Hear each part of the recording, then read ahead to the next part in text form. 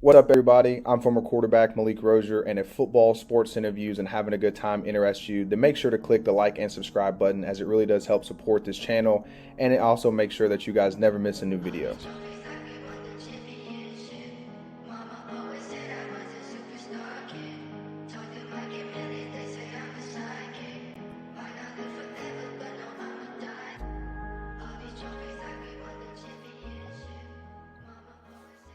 How's everyone doing? And welcome back to another episode of the Malik Show. Super excited to be here. Obviously, even more excited that when back-to-back overtime W's, we needed those. Those are something that it can carry us a very long way. Again, we talked about this a lot.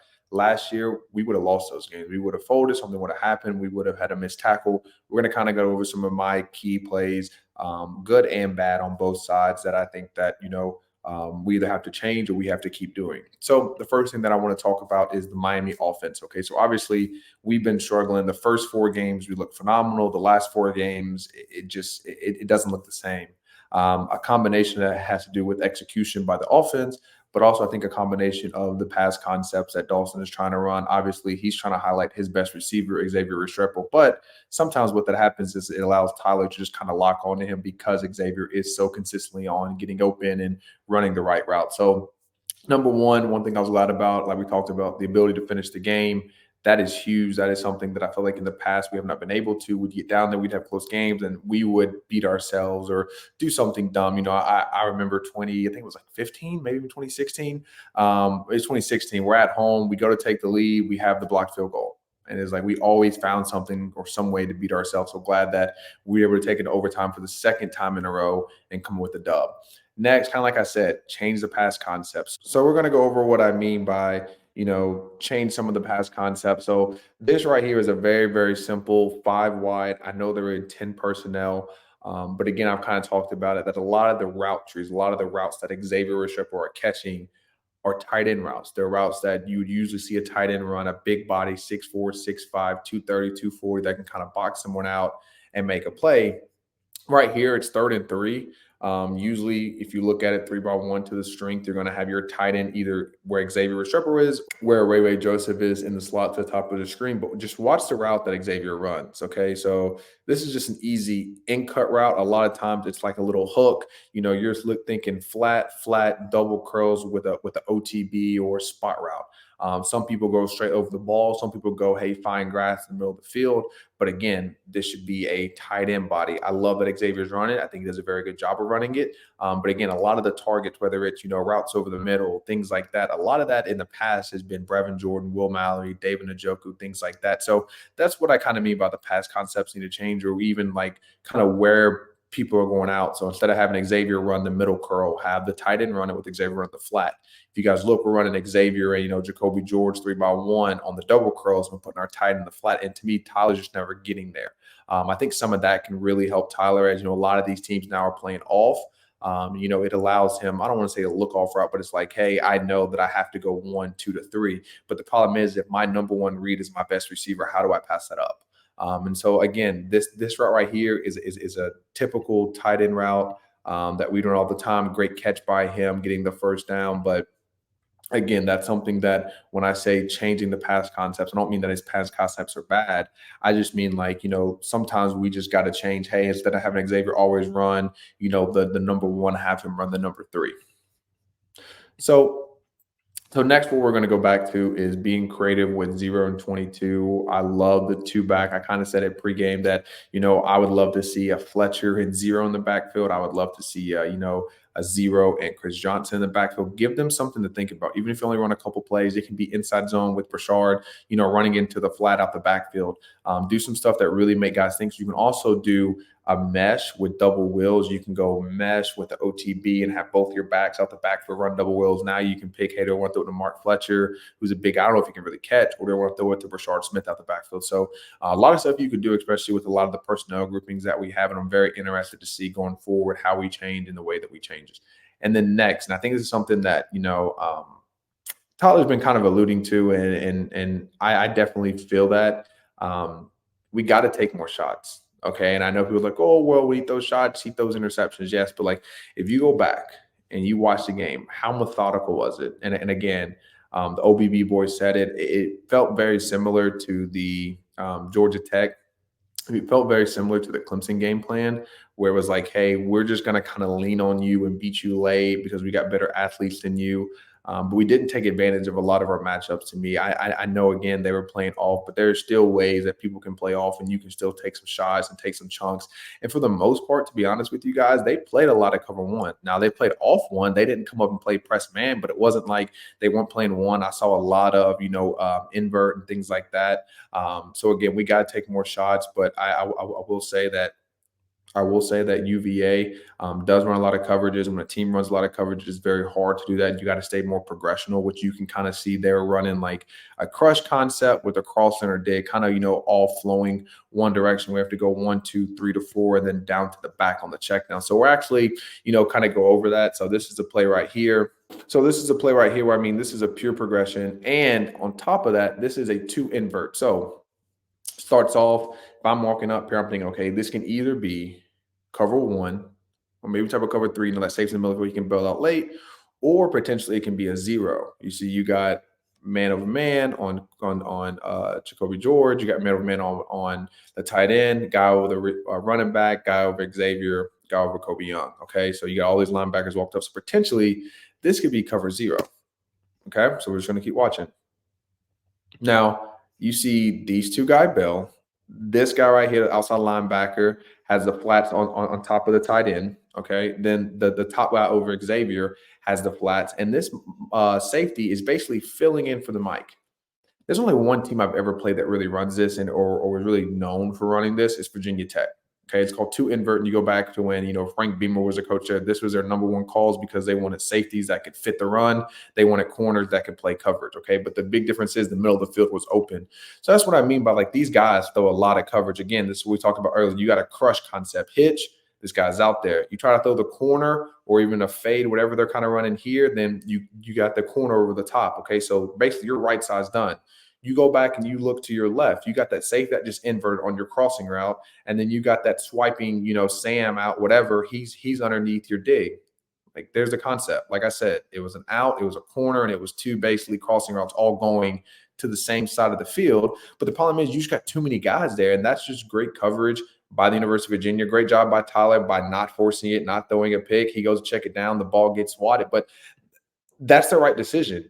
You know what I mean? At the end of the day, that is the right decision for Tyler Van Dyke on that play to sit there and say, hey, I got to do that. Now, the biggest thing I'll say is that, again, we need more guys running vertical. Okay, so someone needs to be running a post, someone needs to be running a go. It shouldn't be our tight end, especially if we don't throw him the ball. He shouldn't be the one running the deep routes. He should be kind of the one running the hitch routes or the out routes, things like that. Something that he would probably get. I don't really see Tyler Van Dyke throwing an inside fade or a corner to Cam McCormick. No knock on him, but it just hasn't happened all year, and I don't see it happening now. So, and one thing that I do want to talk about while we're kind of on the offense, I do want to go through some of my top plays and even one negative play. So I know a lot of people talking about the first pick, and you saw the pictures of all the guys underneath open. Again, go back. The ball was thrown inside and it was underthrown. If that ball is thrown outside and a little bit further, it's a touchdown. Xavier Sharp did a great job. TVD's just going to be beating himself up over that one, but that was not a bad decision. It was just a bad throw. This one, not a bad decision. This is a bad throw. Okay, so we're right here. You're looking at this. This is one of the first times they pressed us. This is 2-man. Okay, so what are people doing 2-man? If I'm a corner or outside linebacker, wherever I am in the man situation, I know that I have help over the top. Okay, so what does that tell with my technique? There's a technique called trail where I'm going to let that guy get a yard or two ahead of me because I know, hey, it has to be a perfect ball. Slightly underthrown, it's mine. Slightly overthrown, it's the safeties, especially going out wide. So the biggest thing I'll say here is that his feet were just a little off. If he throws this on the first hitch, so 1, 2, 3, hitch, if that ball's out now, okay, so he is probably 6, 7 yards downfield, but he has room, and he's further away from the safe that you could fit it probably on the 40, but he's a slight bit late. What did I say? On the 40 is where you got to fit it, okay? So usually most of the times where we say the sweet spot is in cover 2 is somewhere between 20 to 22 yards, okay? So one, this was a great job by him. Secondly, I don't really disagree with the decision. If I'm seeing this and I know I have Bashard Smith, I would say the biggest thing is it's two man. These guys really aren't going to move. I mean, you don't really want to stare them down, but this is more of like a fit ball. Now, I will say this. This is where I wouldn't mind him throwing this to Xavier. Now, again, if it's two man, where's the weaknesses? It's in the middle of the field. When you have a guy that runs a bender, I know all the Miami fans remember at home, Florida State, N'Kosi Perry hits Jeff Thomas, two man, running away from coverage because this guy right here is taught to play underneath. He has the trail technique.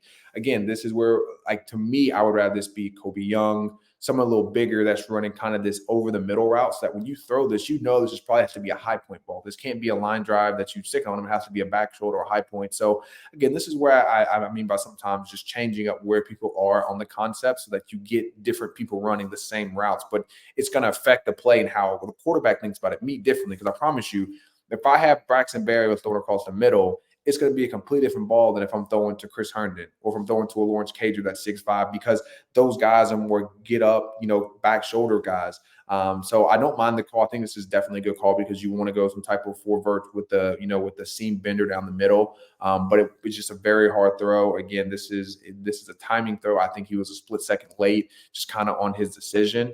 Again, we're going to roll back for our watch feet 1, 2, 3.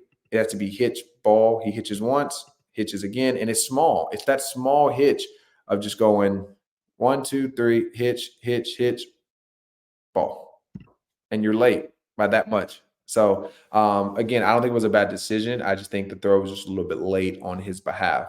The next thing that I want to talk about is this was a great play by TVD, an athletic play, a play that I think that is very underlooked because again, this is 1st and 10.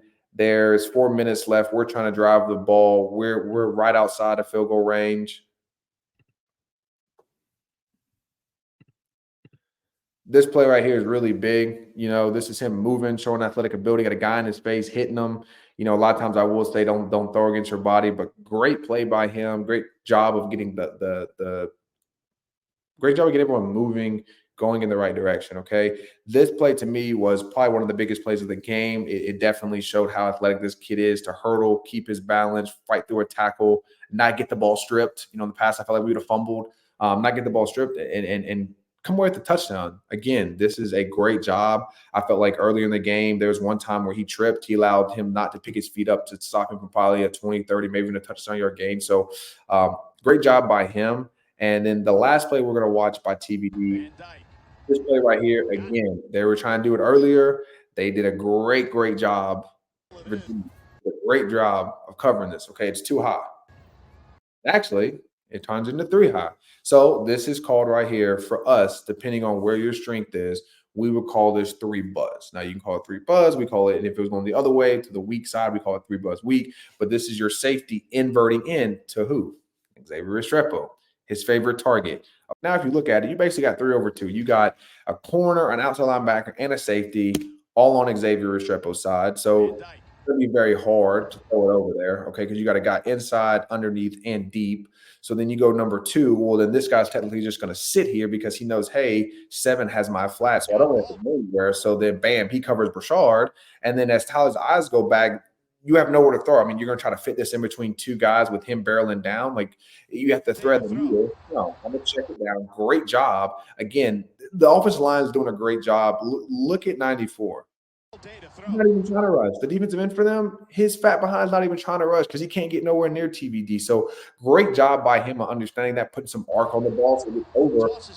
And now you just got to run through that. You got to run through that, get the first. If he contacts you 3 yards in front of the first, Mark Fletcher should be able to run through that and get it. He tries to cut up.